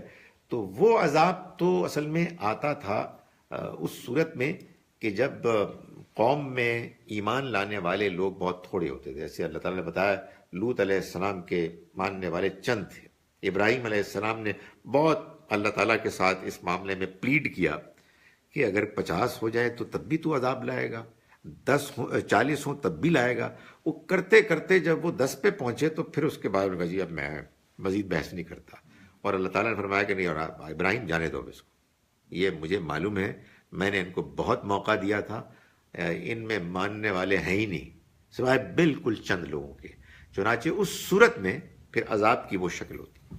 آج کل کے زمانے میں وہ اب نہیں رہا. نہیں، وہ ایک دوسری بات سمجھ لیں. یہ تو عذاب جو ہوتا ہے نا، جس میں کہ ایک قوم ڈسٹروائے ہو جاتی ہے، یا پھر اس طرح سے کہ ان کے اوپر وہ رسوائی آتی ہے جیسے کہ نبی اکرم صلی اللہ علیہ وسلم کے زمانے میں ان کو بالکل مغلوب کر لیا گیا اہل کتاب کو. اس کے بارے میں قرآن کہتا ہے کہ ہم عذاب بھیجتے ہی نہیں جب تک کہ ہم رسول کو نہ بھیجیں. وما کننا معذبین حتی نبعث رسولا، ہم کبھی یہ عذاب نہیں بھیجتے جب تک کہ رسول کا نہ بھیجیں. یہ ہمارے ہاں ایک بڑی انفارچونیٹ بات ہوئی کہ وہ کبھی کوئی سیلاب، کوئی زلزلہ ہے جس میں بیچارے غریب لوگ مارے جاتے ہیں، ادھر ہمارے مذہبی لوگ کہتے ہیں اللہ کا عذاب ہے. اور ایک بیچارے ویسے ان کو مشکل پیش آ رہی ہے، اس کے نتیجے میں تو ہر بیماری کو اللہ معاف کرے، ہر ہارٹ اٹیک کو، ہر کینسر کو آپ عذاب کہنا شروع کر دیں گے. نہیں، یہ آزمائشیں ہیں. آزمائش انڈیویجول بھی ہوتی ہے، آزمائش کلیکٹیو بھی ہوتی ہے. عذاب تو اصل میں پنشمنٹ ہے. پنشمنٹ دی ہی نہیں جا سکتی جب تک کہ ٹرائل اور اپرچونٹی نہ ملے. تو وہ جب پیغام آئے گا، پیغام کا انکار ہوگا، بار بار موقع ملنے کے باوجود جب وہ اس کو اگنور کریں گے تب عذاب آئے گا. اس سے پہلے آزمائشیں، اور وہ اچھے لوگوں پہ بھی آ سکتی ہیں اور برے لوگوں پہ بھی آ سکتی ہیں. وہ ٹھیک آپ نے پوائنٹ آؤٹ کیا کہ وہ حتتن تھا. حتتن وہ کوئی لڑا شہر تھا، نہیں، یہی تھا شہر، یہی تھا یہی شہر نا، یعنی وہ شہر یہی تھا. لیکن وہ الفاظ ظاہر ہے قرآن ہے نا، قرآن بیان کرتا ہے جو اللہ آپ کا بھلا کرے موقع سے متعلق تفصیلات ہوتی ہیں تو اسی کو بیان کرتا ہے، اور بعض باتیں کہیں اور بیان کرتا ہے. یوں ہوتا ہے. اچھا، حضرت لوط جو ہیں وہ سیم ٹائم پہ آئے نا جب حضرت ابراہیم تھے. حضرت ابراہیم علیہ السلام کے بھتیجے تھے، اور قرآن نے کہا کہ وہ ان پر ایمان لائے. ایمان کوئی نہیں لائے، صرف یہ لائے اور پھر انہوں نے ہجرت کی. یہ ہجرت کر کے یہاں چلے گئے اس بستی میں. اچھا، یہ بتائیں کہ جب نبی حضرت یہ بنی اسرائیل میں نبی تقریباً بلا کسی فترہ کے آتے رہے جی اور کبھی کبھی زیادہ بھی ہوتے تھے، جی، تو ان کی کتابوں میں پھر تحریف کیسے ہو گئی ان نبیوں کی موجودگی میں؟ نبیوں کے آنے کے باوجود ان کے ہاں تحریف کیسے ہوئی؟ دیکھیے بات یہ ہے کہ نبی تو ہوں گے ظاہر ہے کہ کسی علاقے میں، کسی ایک جگہ پر کنفائنڈ، وہ اپنی بات واضح کرتے رہتے ہیں، اور بعض اوقات یہ ہوتا ہے کہ ایک چیز ہے کہ جو آپ نے اپنے طور پر کر لی، لیکن آپ کو ڈر ہے کہ اگر آپ نے اس کو عام کر دیا تو وہ پکڑی جائے گی. تو معلوم یہ ہوتا ہے بظاہر، اور آپ کی بات سے کچھ مزید بھی یہ چیز ذہن میں آ رہی ہے کہ ایک طریقہ تو تحریف کا اور تبدیلی کا یہ ہے کہ آپ ایسی انٹرپریٹیشن کر دیں کہ جو اصل مقصد کو ختم کر دے، یعنی یہ بھی ایک تحریف کا طریقہ ہے. ایک طریقہ یہ ہے کہ آپ اس کو یعنی ٹیکسٹ کو ایسے پڑھیں کہ پڑھنے میں گڑبڑ کر دیں، تو یہاں تک تو کچھ بھی نہیں ہوا، ٹیکسٹ انٹیکٹ ہے، لیکن یہ جو الفاظ کی ہیر پھیر ہے یہ کچھ معلوم ہوتا ہے کہ زیادہ نمایاں ہوئی بنی اسماعیل کے ساتھ ان کا جو ایک خاص تھا حقارت کا ایک رویہ، اور مسیح علیہ السلام کے دنیا سے رخصت ہونے کے بعد یہ چیز زیادہ نمایاں ہو کے سامنے آئی. تاہم ظاہر ہے کہ مسیح علیہ السلام نے بھی تو آخر جو ایک بہت اہم کام کیا وہ یہ تھا کہ انہوں نے یہ بتایا کہ یہودیوں کے اندر جو دینی مذہبی طور پر خرابیاں پیدا ہو گئی تھیں ان کو انہوں نے پوائنٹ آؤٹ کیا. زیادہ پوائنٹ آؤٹ تو انہوں نے اس بات کو کیا کہ وہ اپنے قانون کو جس طرح سے ایک محض ظاہری کچھ اعمال کا ایک مجموعہ بنا بیٹھے تھے جو اپنی اصل حقیقت اور روح سے بالکل محروم ہو گیا تھا، انہوں نے اس کو ریوائیو کیا. یعنی وہ فتوے دیتے تھے، بڑے سخت سخت فتوے دیتے تھے، عام لوگوں سے پتہ ہے کہ سونف اور زیرے کی بھی زکوٰۃ مانگتے تھے، اور خود بڑی بڑی چیزیں نگل جاتے تھے. تو وہ ہے نا کہ تم مچھروں کو چھنتے ہو اور اونٹ نگل جاتے ہو، یعنی بڑی بڑی چیزیں ہیں ان کو تم اگنور کرتے ہو، چھوٹی چھوٹی چیزوں پر ایمفسائز کرتے ہو. معلوم یہ ہوتا ہے کہ یہ تحریف اس طرح سے کچھ نہ کچھ ہوتی تھی. ظاہر ہے کہ کبھی کسی پیغمبر کے نوٹس میں آ گئی تو انہوں نے اصلاح کر دی، لیکن علاقہ تو پھر بھی پھیلا ہوا تھا. اس وجہ سے اس علاقے کے میں جہاں کہ ان کی فزیکل موجودگی نہیں ہے وہاں ظاہر ہے وہ اس سے فائدہ اٹھاتے. جیسے کہ قرآن مجید سے معلوم ہوتا ہے کہ موسیٰ علیہ السلام جیسے زبردست عظیم ایک جلال والے رسول کی موجودگی میں انہوں نے بدبختوں نے بچڑے کو معبود بنا لیا اور اس کی پوجا کی. اگرچہ کہ کہا جا سکتا ہے کہ وہ فزیکلی موجود نہیں تھی، لیکن مگر ہارون علیہ السلام تو موجود تھے. تو وہ اس اہتمام کے باوجود یہ زیادتی یہ گڑبڑ کرتے تھے. موسیٰ علیہ السلام کا ذکر خود ہو گیا، تو یہ حضرت موسیٰ علیہ السلام اور حضرت خضر علیہ السلام ان کا واقعہ کس ٹائم میں ہوا ہوگا یا کب ہوا ہوگا؟ کوئی اس کا پورا یہ ایکسوڈس اور اس کے ساتھ تو کوئی تعلق نہیں بنتا.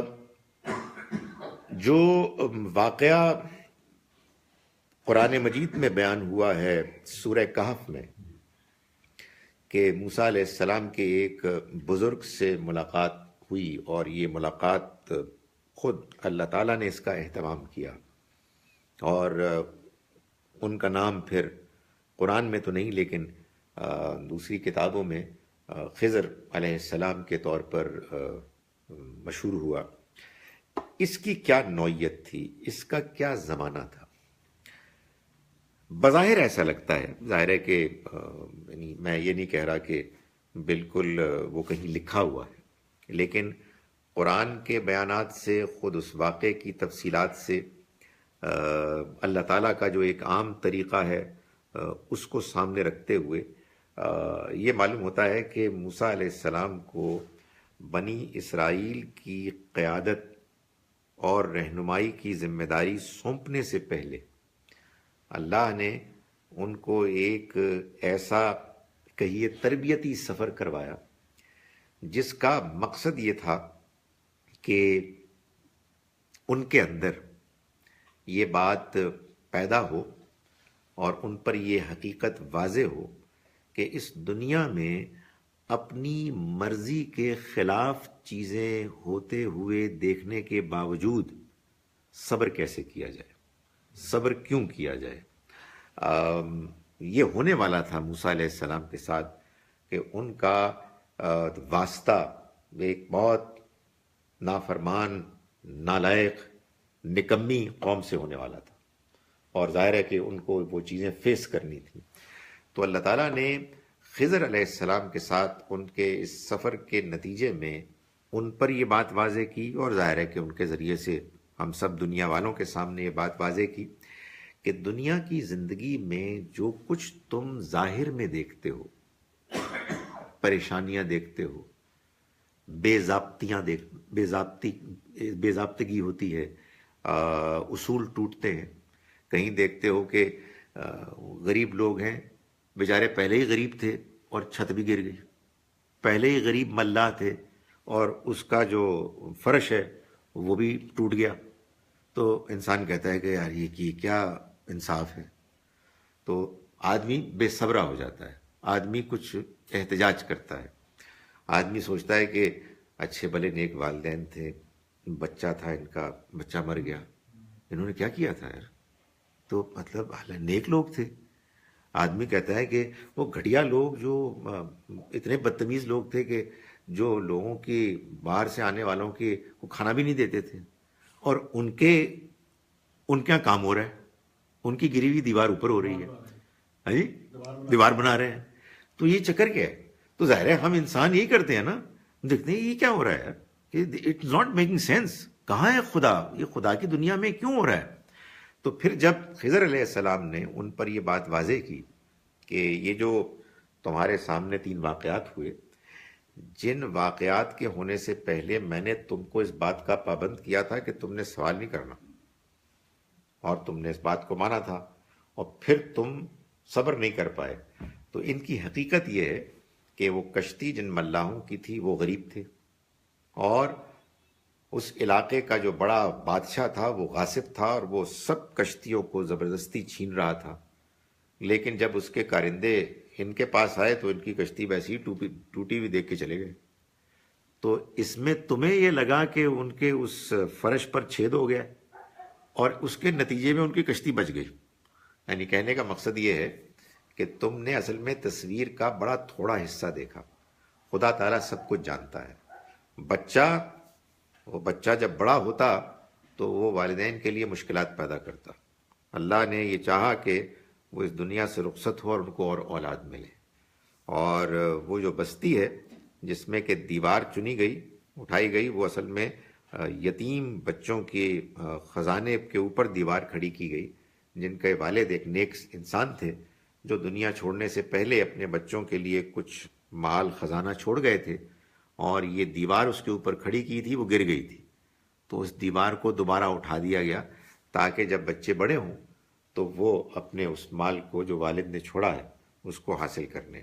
ظاہر ہے کہ ان 3 واقعات سے جو بات بتانی مقصود تھی وہ یہ تھی کہ اس دنیا میں جو واقعات ایسے ہوتے ہیں کہ جو آپ کو سمجھ میں نہیں آتے، یعنی آپ کہتے ہیں کہ یہ تو ٹھیک نہیں ہوا، تو اصل میں یہ اس لیے ہے کہ آپ اللہ کی پوری سکیم نہیں جانتے، آپ نے پوری تصویر نہیں دیکھی۔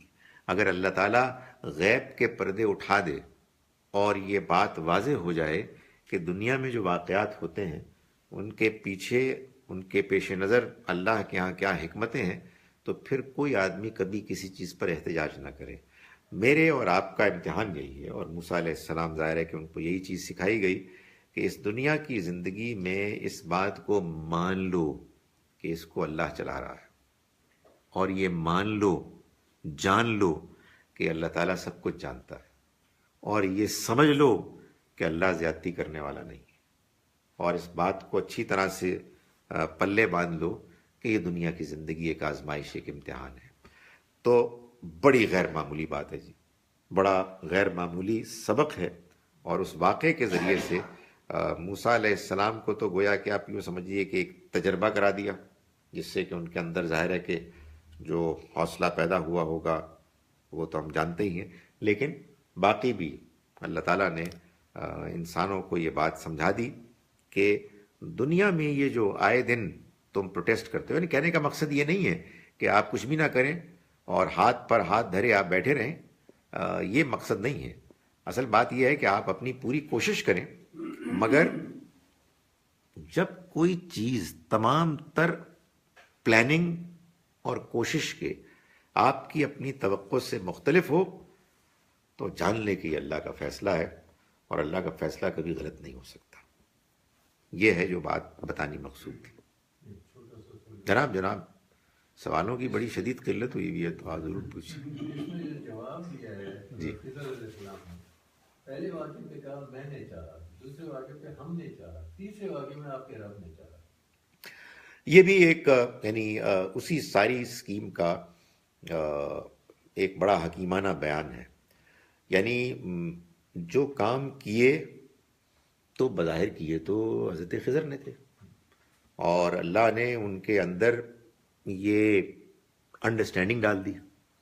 تو انہوں نے کہا میں نے چاہا، میں نے ایسے، یعنی میرے دل میں میرے رب نے اس پورے سفر اور اس ایکسپیڈیشن میں جو چیز رکھی تھی میں نے اس کو سمجھ کے کیا.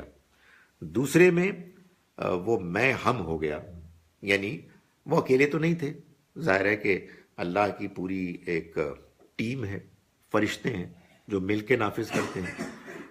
اور پھر آخر میں یہ بات واضح کر دی یہ سب کچھ اللہ کی پلاننگ تھی. یعنی ظاہر ہے کہ اللہ تعالیٰ بعض اوقات اپنے بعض بندوں کے ذریعے سے اپنے بعض کام کرواتا ہے، تو وہ ایسا ہوتا ہے کہ وہ بندے وہ بھی سمجھتے ہیں کہ ہم یہ چاہتے ہیں، یعنی ان کے اندر یہ ایک احساس، ایک اطمینان، ایک کانفیڈنس پیدا ہو جاتا ہے، لیکن وہ اللہ کی طرف سے ہوتا ہے. اچھا، جب وہ کام کرتے ہیں تو وہ اکیلے تو نہیں ہوتے، یہ تو اللہ تعالیٰ بتاتے ہیں کہ اس دنیا میں اللہ کے نیک بندوں کے لیے ان کی مدد کو فرشتے بھی آتے ہیں.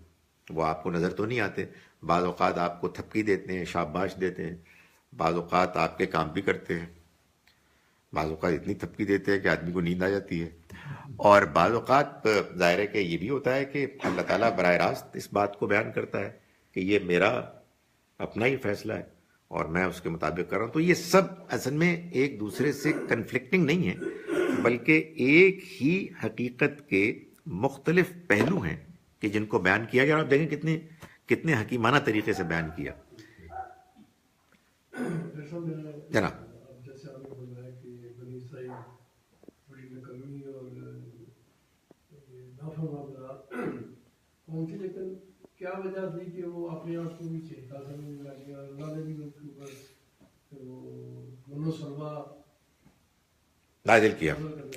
دیکھیں یہ جو اسٹیٹمنٹ ہوتی ہے، آپ نے اچھا کیا سوال کر دیا، اور اس کے نتیجے میں یہ موقع پیدا ہو گیا کہ میں کلیریفائی کروں. اصل میں وہ ان کے نکمے پن کا ایک واقعہ سامنے آ گیا تھا، ورنہ بنی اسرائیل ہی میں اللہ کے نبی آئے ہیں. یہ دونوں جو بزرگ جن کا ذکر ہوا یہ بھی بنی اسرائیلی تھے، اور خود اللہ تعالیٰ نے بتایا کہ ان میں بڑے بڑے عظیم لوگ بھی آئے.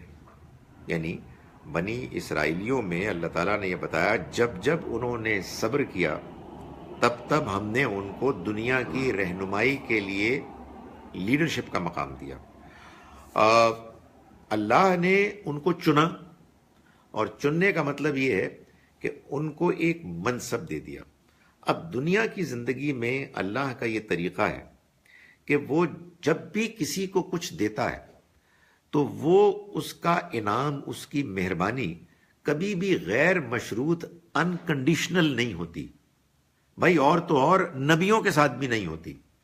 یونس علیہ السلام اللہ کے رسول تھے، لیکن وقت سے پہلے وہ قوم کو چھوڑ کر چلے گئے تو ان کو بھی اتنی سخت آزمائش سے گزرنا پڑا کہ مچھلی نے ان کو اپنے پیٹ میں نگل لیا، اور پھر وہاں سے ان کو بڑی مشکل سے جب انہوں نے توبہ استغفار کی تو باہر نکلے. تو اصل میں یہ بنی اسرائیل خدا تعالیٰ کے چنے ہوئے تھے، لیکن چننے سے مراد یہ ہے کہ اگر ٹھیک رہیں گے تو قوم بحیثیت قوم پیغمبری کے مقام پر ہوگی، اور اگر ٹھیک نہیں رہیں گے تو قوم بحیثیت قوم سافلین ہو جائے گی، سب سے نچلے ہو جائیں گے۔ تو ہم جو واقعہ پڑھ رہے ہیں یا جو واقعات قرآن نے بیان کیے ہیں، اس میں اصل میں ان واقعات کی طرف اشارہ اور رہنمائی ہے کہ جس میں ان کے ہاں برا رویہ اختیار کیا گیا۔ اس سے یہ مطلب نہیں ہے کہ ان کے ہاں کبھی اچھا دور نہیں آیا اور اچھے لوگ نہیں آئے، نہیں، پیغمبروں کے علاوہ بھی بہت اعلیٰ کردار کے لوگ موجود تھے، لیکن چونکہ قرآن مجید میں جن لوگوں کو براہ راست خطاب کیا گیا وہ مدینے کے بگڑے ہوئے یہودی تھے، تو ان کو ان کی غلط فہمی دور کرنے کے لیے کہ یہ جو تم سمجھ رہے ہو کہ تم ہمیشہ کے لیے بغیر کسی شرط کے اللہ کے ہاں چنے ہوئے چہیتے ہو، یہ بات غلط ہے، اور اس غلط فہمی کو دور کر لو۔ ہم تمہیں تمہاری تاریخ میں سے وقتاً فوقتاً جو واقعات ہوئے ان کے داستانیں بیان کر کے بتاتے ہیں کہ ایسا نہیں۔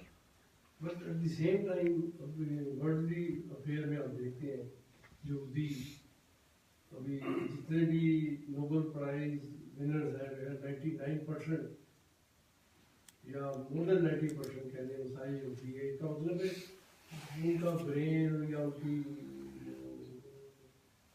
کیپیبلٹیز ہیں وہ باقی انسانوں سے اصل میں یہ جو اب معاملہ ہے نا اب یہودیوں کا، یہ الگ سے ایک ہمارے لیے غور و فکر اور انالیسس کا ایک ایریا ہے۔ وجہ کیا ہے؟ وجہ یہ ہے کہ معلوم یہ ہوتا ہے کہ ایک طرف تو اللہ نے ان یہودیوں کو مسیح علیہ السلام کو مسترد کرنے اور محمد صلی اللہ علیہ وسلم کو مسترد کرنے کے نتیجے میں مسیح علیہ السلام ہی کے زمانے میں جب انہوں نے اپنے طور پر ان کو سولی پہ چڑھا دیا، یہ اور بات ہے کہ اللہ نے ان کو بچا لیا، اللہ تعالیٰ نے فرما دیا تھا کہ اب یہ قیامت تک کے لیے یہ راندہ درگاہ ہو گئے، یہ اب پٹیں گے، سزا پائیں گے، کبھی تھوڑا بہت وقفہ ملے گا پھر پٹیں گے۔ سو آپ یوں سمجھیے کہ یہ کچھ وقفہ ہے، ہٹلر کے ذریعے سے ان کی جو پٹائی ہوئی یہ سب سے ابھی ریسنٹ ہے، آگے کیا ہوتا ہے یہ اللہ جانتا ہے۔ دوسری چیز یہ ہے کہ اب فوکس آف اٹینشن وہ نہیں ہے، اب تو اصل میں اللہ کی طرف سے ایک نئی اپوائنٹمنٹ ہو چکی ہے، پچھلا کمانڈر ان چیف ریٹائر ہو گئے، اب ہم ہیں جو ان کی جگہ آئے ہیں، تو ان کی جو کچھ بھی معاملات ہیں، میں نے گزارش کی کہ اس کو واقعی مزید تفصیل سے قرآن مجید کو پڑھ کے دیکھنا چاہیے کہ جب کہ اللہ نے فرما دیا کہ اب یہ قیامت تک کے لیے سزا پائیں گے، تو یہ معاملات ان کے جو ہیں یہ کیا ہیں۔ قرآن نے بالکل واضح طور پر بتایا ہے کہ یہ یہودی اب قیامت تک کے لیے مسیح علیہ السلام کے ماننے والوں کے ماتحت رہیں گے، یہ از خود کچھ نہیں کر سکتے۔ یہ اسرائیل بھی آج بھی امریکہ کے مرہون منت ہے، وہ سپورٹ کے جو امریکہ سے اس کو حاصل ہے وہ ختم ہو جائے تو اس کو عرب ہی نوچ لیں گے، خاتمہ کر دیں گے۔ لیکن ظاہر ہے کہ یہ ایک اور پہلو ہے۔ میں جو آپ کے سوال کا جواب دے رہا ہوں وہ یہ ہے کہ اب صورتحال یہ ہے کہ نبی صلی اللہ علیہ وسلم کے تشریف لانے کے بعد قرآن مجید نے یہ بنی اسماعیل کو کہا ہے کہ کذالک جعلناکم امۃ وسطا، اسی طرح سے، یعنی جیسے بنی اسرائیل کو ہم نے بنایا تھا اسی طرح سے اب ہم نے تمہیں بنایا ہے ایک درمیان کی امت، یعنی لتکونوا شہداء علی الناس، تاکہ تم لوگوں کے سامنے گواہی پیش کرو، ویکون الرسول علیکم شہیدا، اور رسول تم پر گواہی پیش کرے۔ سو یہ بنی اسماعیل ہیں جن کے جو پہلی نسل تھی صحابہ کرام کی، ان کو حضور نے گواہی پیش کی ان کے سامنے دین کی، اور پھر ان سے تقاضا کیا گیا کہ اب وہ اللہ کے نمائندے بن کے دنیا والوں کے سامنے یہ گواہی پیش کریں۔ یہ گواہی اصل میں دو طرح کی ہے، اگر وہ ٹھیک رہیں تو پھر اصل میں اس دنیا کی، جیسا کہ میں نے گزارش کی، امامت ان کے ہاتھ میں آ جائے گی اور وہ اللہ کا دین پیش کریں گے، اور اگر وہ نالائق ہوں گے تو پھر اس دنیا میں ان کے پٹنے سے یہ بات معلوم ہوگی کہ وہ قوم کے جو ابھی عروج پہ تھی، یہ اچانک کیا ہوا کہ وہ اتنی زوال پذیر ہو گئی ہے کہ معلوم ہوتا ہے کہ اس کے اٹھنے کا کوئی امکان ہی نہیں ہے. سو اللہ تعالیٰ خاندان ابراہیم کے ساتھ یہ پچھلے آپ کہیے کہ 3500 سال سے یہ اسپیشل ٹریٹمنٹ کر رہا ہے. عروج اور زوال، اچانک عروج، اچانک زوال. عروج بھی عام معمول سے ہٹ کر غیر معمولی، اور زوال اور پستی بھی غیر معمولی. اس کی وجہ یہ ہے کہ یہ دونوں خاندان یہ اصل میں چنے ہوئے ہیں. چنے ہوئے کا مطلب یہ اچھے ہوں گے تو بہت اچھے ہوں گے، اور اگر وہ قدر نہیں کریں گے تو پھر بہت پٹیں گے. میں اپنی الجھن کا اظہار کر رہا ہوں وہ یہ ہے کہ اس وقت فوکس آف اٹینشن اللہ کے ہاں بنی اسماعیل ہیں. بنی اسرائیل اپنی اننگز پوری کر چکے، لیکن ظاہر ہے ان کی پٹائی ہونی ہے.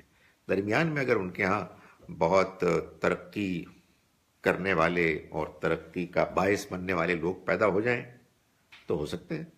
یعنی وہ اس عمومی جو ان کا زوال ہے اس سے اس کی نفی نہیں ہوتی. اور کبھی کبھی مجھے یہ خیال آتا ہے کہ پروبیبلی ان کا اور ہمارا جو ٹریٹمنٹ ہے وہ بھی relative to are respective performances ہے. وہ جو کر رہے ہیں اس کے مطابق ہمارے مقابلے میں، اور ہم جو کر رہے ہیں ان کے مقابلے میں. اور یہ سارا مقابلہ یہ کوئی وہ ملٹری اور دوسرے ایریاز میں نہیں ہے. خدا کی نگاہ میں اصل مقابلہ تو حق، انصاف، اخلاق، کردار، اس میں ہے کہ ہم کتنے اللہ کے پیغام کے ساتھ مخلص ہوتے ہیں اور اس کے نتیجے میں اللہ کی مدد اور اس کی تائید پاتے ہیں. اچھا، یہ ابھی حضرت یونس کا ذکر ہے تو قرآن میں مطلب وہ مچھلی کا واقعہ ہے کہ اس سزا کے طور پہ مچھلی نکل گیا، جی. لیکن یہ پتہ نہیں چلتا کہ اس سے غلطی کیا سکتی. نہیں، یہ بات قرآن مجید نے بتائی کہ انہوں نے جو کام کیا وہ وقت سے پہلے ہجرت کر لی. آپ یہ دیکھیے کہ سورہ یونس، سورہ نون میں، قلم میں اللہ تعالیٰ نے نبی اکرم صلی اللہ علیہ وسلم کو رہنمائی کی کہ آپ صبر کیجئے، ولا تکن کصاحب الحوت، اور مچھلی والے کی طرح نہ ہو جائے. انہوں نے کیا کیا؟ انہوں نے اپنی قوم کے انکار کے نتیجے میں وقت سے پہلے، اللہ کی طرف فیصلے کے آنے سے پہلے ہجرت کر دی. اس کی وجہ سے پکڑے. تو قرآن آپ دیکھیں بار بار حضور کو کہتا ہے کہ آپ انتظار کیجئے اللہ کے فیصلے کا، صبر کریں اور انتظار کریں. تو یہ ہے. چلیں نماز پڑھیں. اقول قولی ھذا واستغفر